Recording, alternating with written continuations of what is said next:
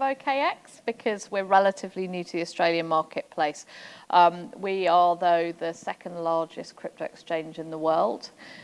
We have 100 million users globally.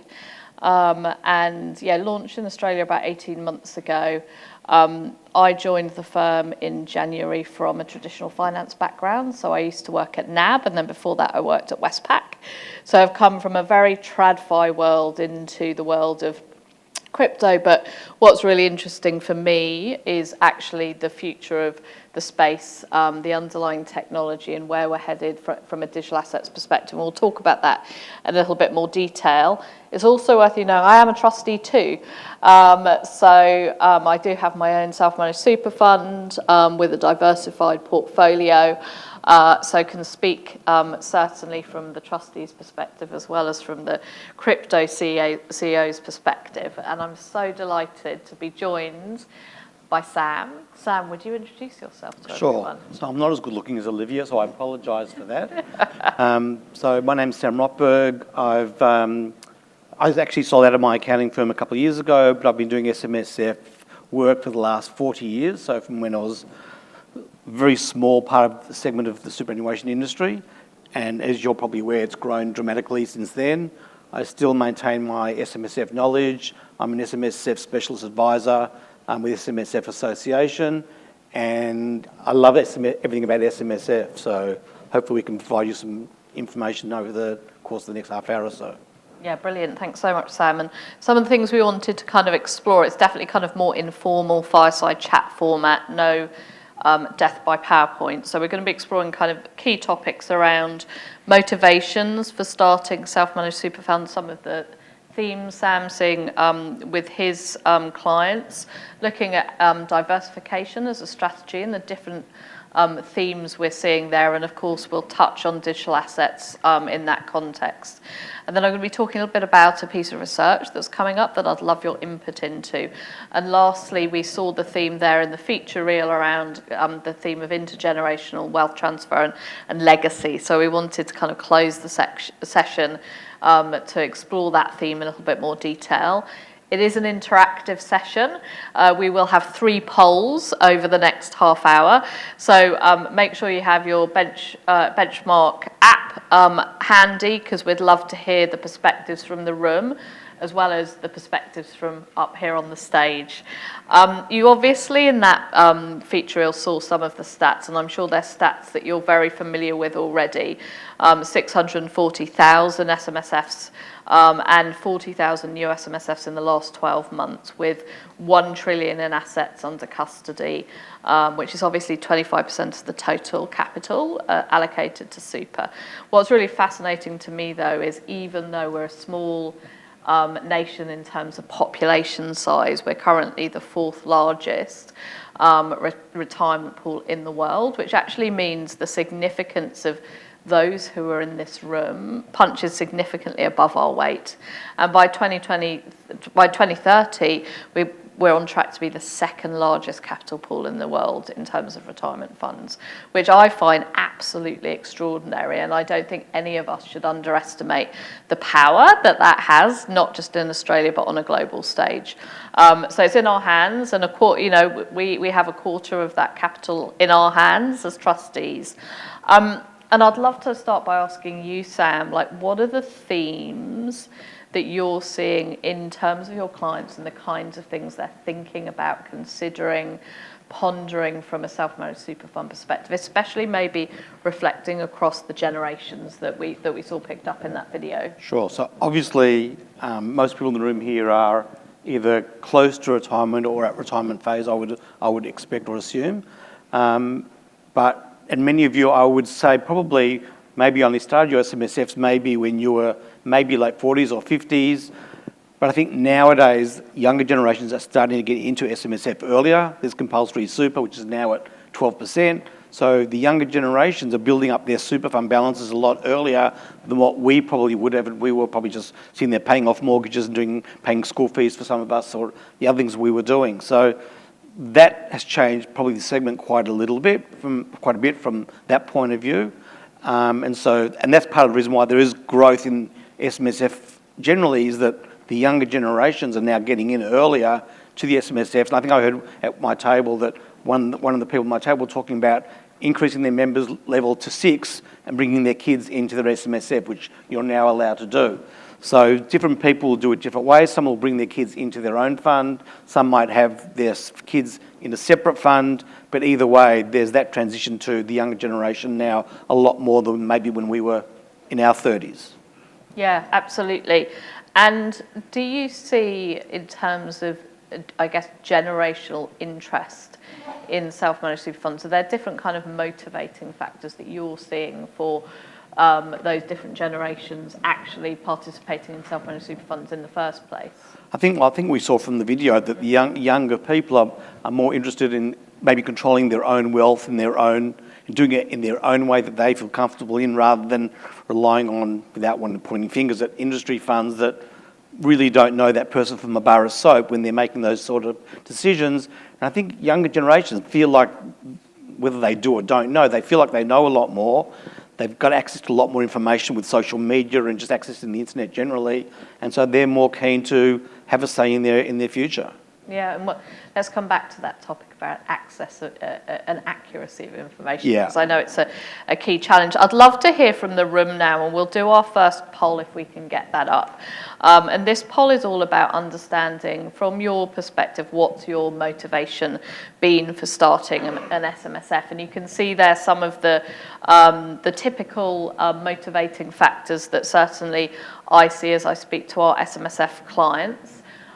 Really keen to kind of get a sense of, what are your motivating factors there?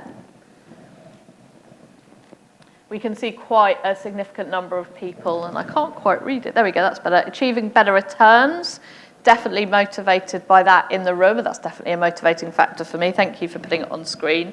A significant number of people are looking at kind of control over investments. But obviously, there's also some interest in the room around transparency, diversification, and tax and estate planning. And from my perspective as a trustee, where do I sit? I'm not quite a millennial. I'm a Gen Xer. I'm 48 years old. So, I represent kind of that generation. And for me, the reason why I set up my self-managed super fund 4 years ago was about control. It was about kind of being a bit more master of my own destiny. Personally, I was keen to diversify the kinds of asset classes that I was able to invest in, and to be able to have much more of an input into the investment strategy. So that for me, certainly was the motivating factor from moving from kind of an industry super fund. What are you seeing in terms of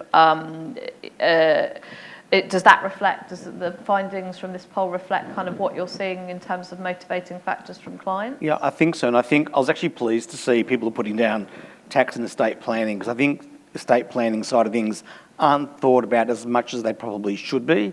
And I think there is someone speaking about that maybe later on today. But estate planning is a really important part of your SMSF. Even though in your will, you can't will your super, there are things that you can do within your SMSF to have some sort of control of what happens with your super when you're no longer around. And it's a really important part of not just for now and having that independence, but what's going to happen for our spouse or kids when we're no longer around. Yeah, absolutely. And so one of the other themes that obviously there's interest in the room is this theme of diversification.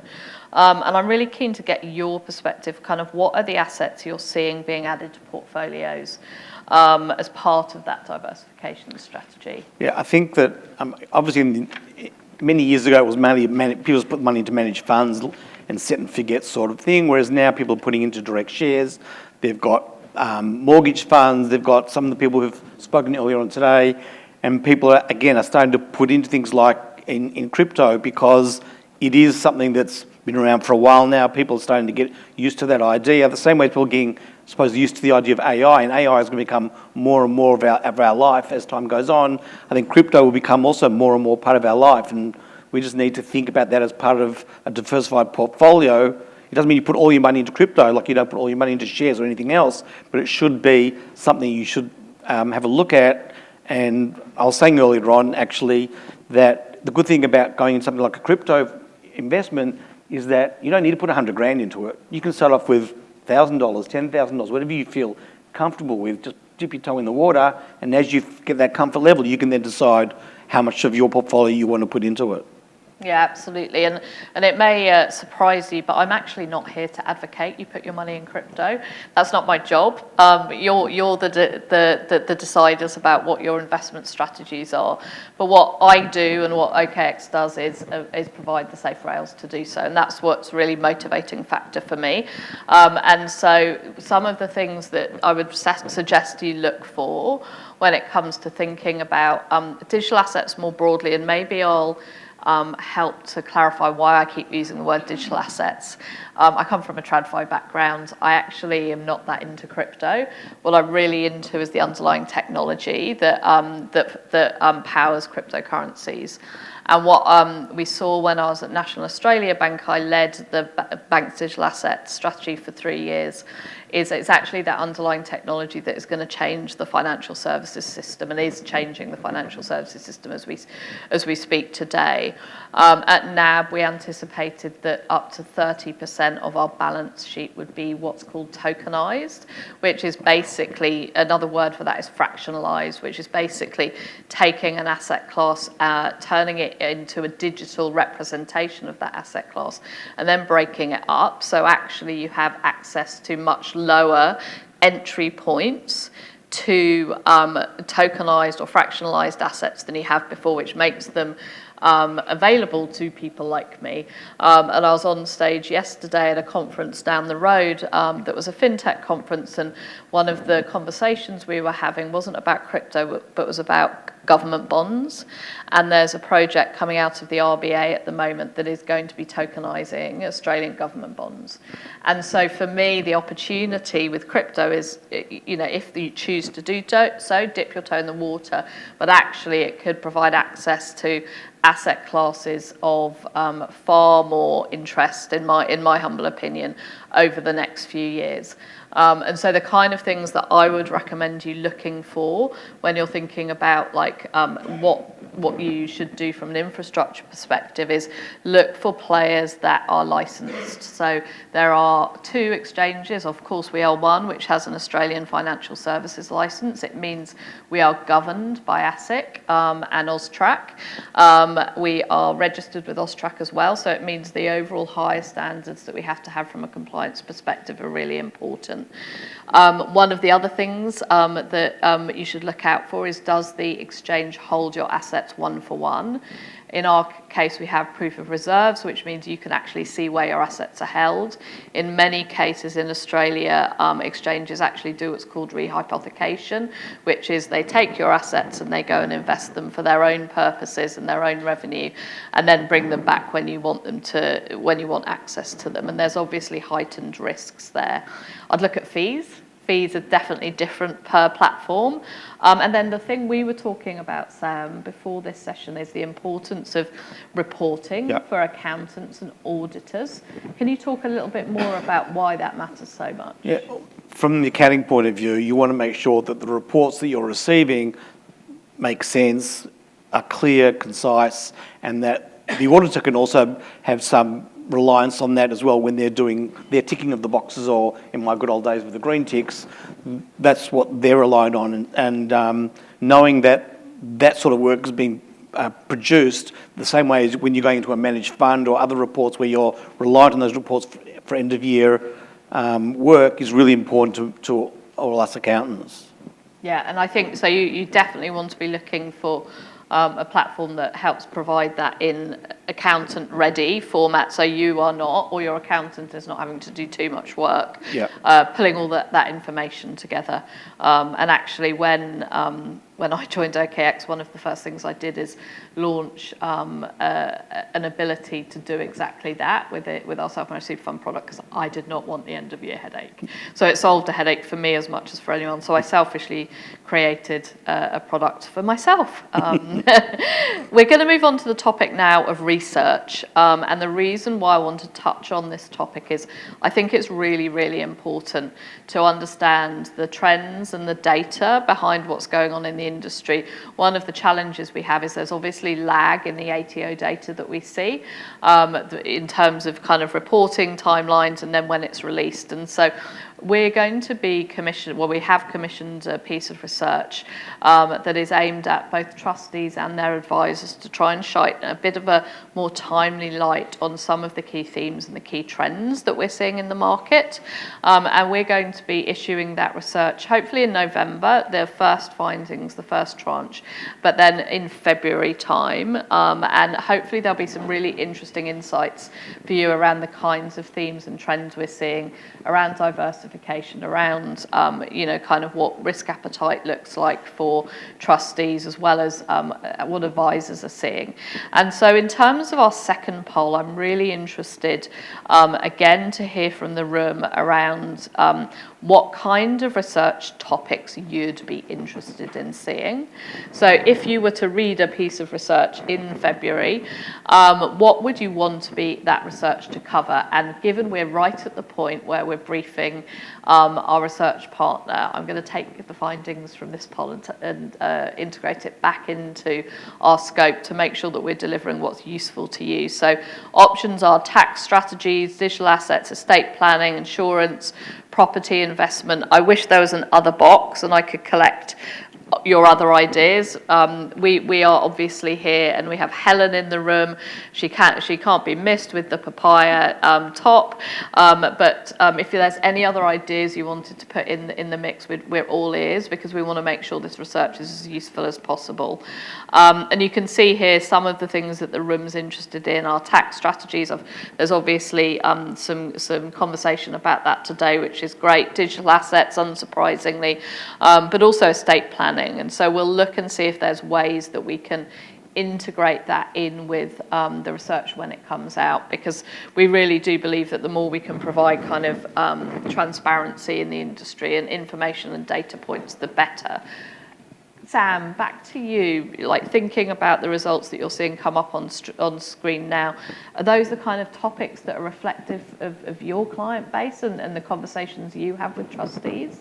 It very much is, I suppose, without wanting to be rude at all, this age range of people. No one's wanting insurance, because obviously we're at an age where we don't need insurance, but obviously the younger people who are wanting more and more have control of their own destiny will probably want insurance. So it depends on who your target market is as to what you would want. But I'm actually quite pleased to see it's across the board quite even between tax, digital assets and estate planning, because they're all very important parts of the group. You can't just say I want tax and nothing else. So it's nice to see that broad range. I think for the majority of people, they're open-minded enough nowadays to be able to think about new things, learn about new things, have some good research on it for them to make their own decisions. Yeah, and that data is obviously hugely important and valuable. I mean, the research won't focus on investment advice, but it will definitely focus on the kind of themes and the education themes that we as trustees need. I should probably explain all the orange around the room. I can see many orange bags, or more accurately, papaya.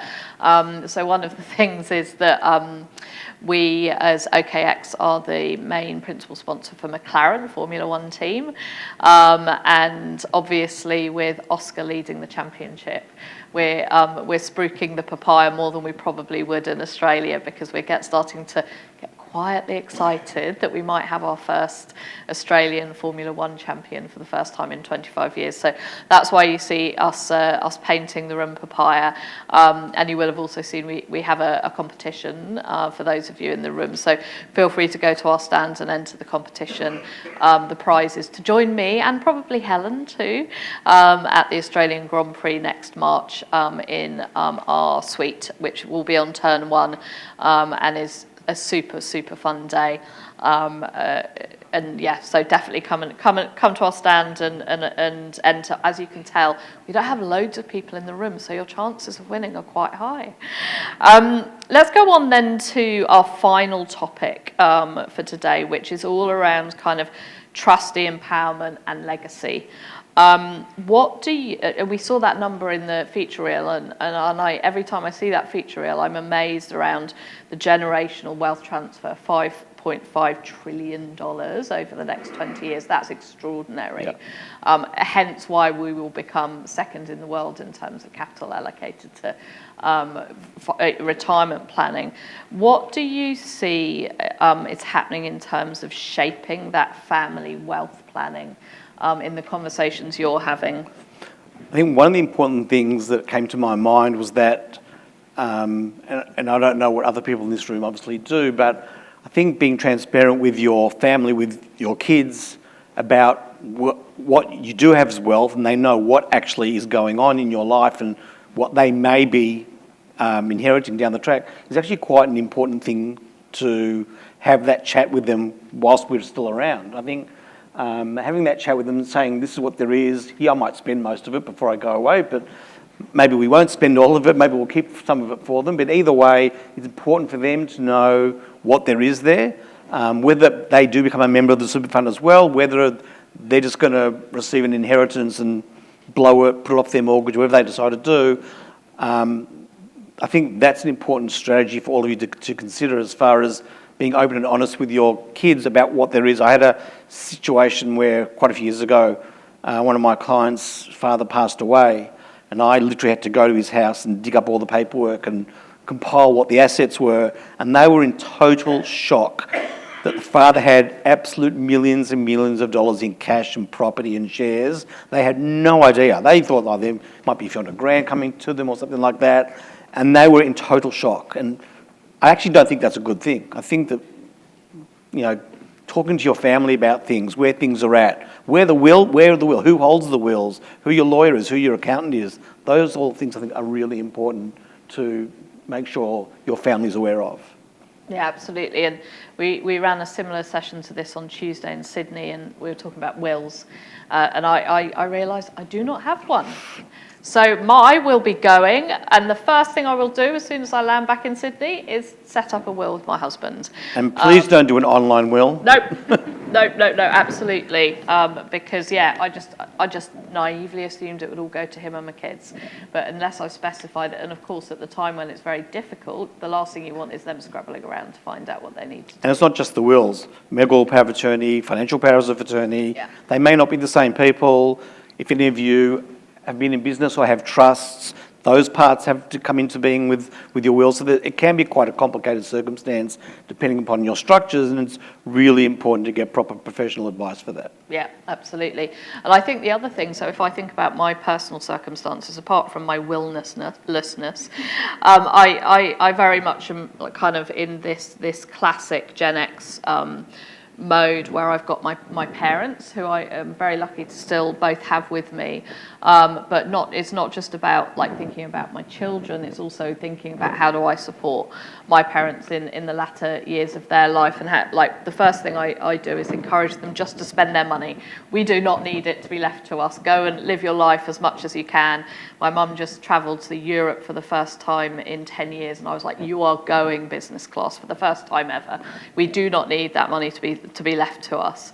And so I think, from a generational perspective, kind of trying to juggle all of that is really interesting. And then with my kids, so I've got teenage kids, and starting to get them engaged in what does this look like, what does this mean, how can we use this as an educational tool for financial management, actually.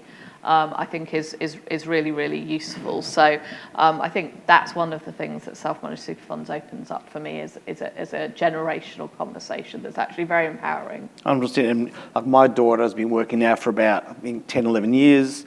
She said, guess how much money is in my super? And I can't remember what the figure was now, but I think it was getting close to 6 figures. Now, she's only 31. And she said, do I set up a self-managed super fund? And I thought, it's still too early for that sort of level, but she will get there much faster than I ever did before I set up my self-managed super fund. I think generally across the board, the generations that, because they're compulsively putting away more, they actually get surprised when they look at their members' balance to see what actually is in there. Yeah, absolutely. And I was having a chat with Peter Burgess, who's the CEO of the Self-Managed Super Fund Association, and he told me an extraordinary stat, which is of the 40,000 new self-managed super fund in Australia over the last 12 months, 80% had set up without any advisor. Wow. What's your thoughts on that? That's scary, I have to honestly say. Yeah. I mean, I know people want to have control of their own destiny and they want to do it themselves, and that's really great. But like anything, you don't self-diagnose when you've got an illness. You go and see a doctor. And I think the same thing applies. You go see a professional advisor to get some help. You may go to a financial planner. You may not give that financial planner all of your money. You might decide to give them 20%, 50%. But I think there's two parts. One is understanding how an SMSF works, making sure you're complying with the legislation like was spoken at the last session. It's also about paying someone who may know better than you how to invest that money as well to make sure you've got what you need at the end. And trying to do everything yourself, you can't self-diagnose. So people are professionals for a reason, and you should try and get that advice as and when you need it. Yeah, I found my accountant hugely valuable in the process of not just obviously thinking about the establishment, but then the investment strategy that goes into the trust document and how that gets adapted. Yeah, I was just so as an accountant, we can't say invest in Coles Myer or not Coles Myer, NAB, BHP, whatever it might be. But we can talk about strategies as far as recontribution strategies when you convert into a pension fund, or partly pension when you go into what they call a TRIS, which is the transition to retirement. All those things your accountant can help you with, and that strategy is really important to make sure that not only are you doing things the right way, but sometimes a recontribution strategy can mean that when you are no longer around, that money can get out tax-free to your kids. That's crucially important. You don't want to be paying tax unnecessarily. So there are lots of avenues available to you to utilise a professional person as and when you need. Yeah, absolutely. We'll go to our final poll now, and this is really, I guess, feedback for us on the stage and for everyone at Benchmark Media. We're really keen to understand what's been your most valuable takeaway from today. Yes, the panel you've just been part of, but also, what else from the conversations that we've had throughout the day today?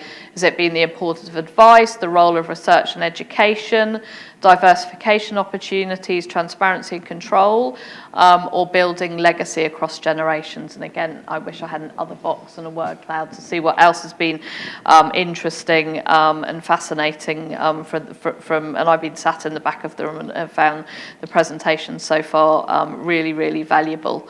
And so again, it looks like it's been a pretty even split actually in terms of the importance of advice, the role of education, diversification opportunities, and that big legacy question, which of course was where we started this panel.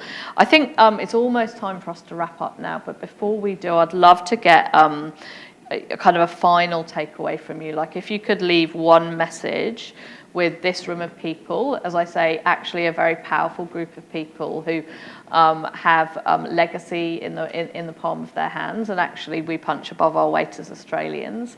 What's the message you'd leave them with?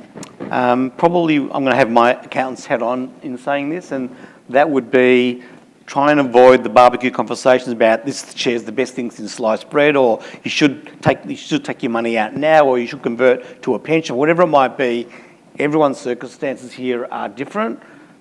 Your mates might be your mates, but they don't necessarily know what they're talking about when it comes to your financial circumstances. So please just make sure you heed advice from a professional person before you make that final decision, because at the end of the day, for a lot of us here, this is our last chance. We're not going to get another chance to do it again if something goes wrong. So pay a little bit of money, get the advice, and sleep well at night. Amazing. Thank you. Thanks so much, Sam. Thank you, everyone, for your time.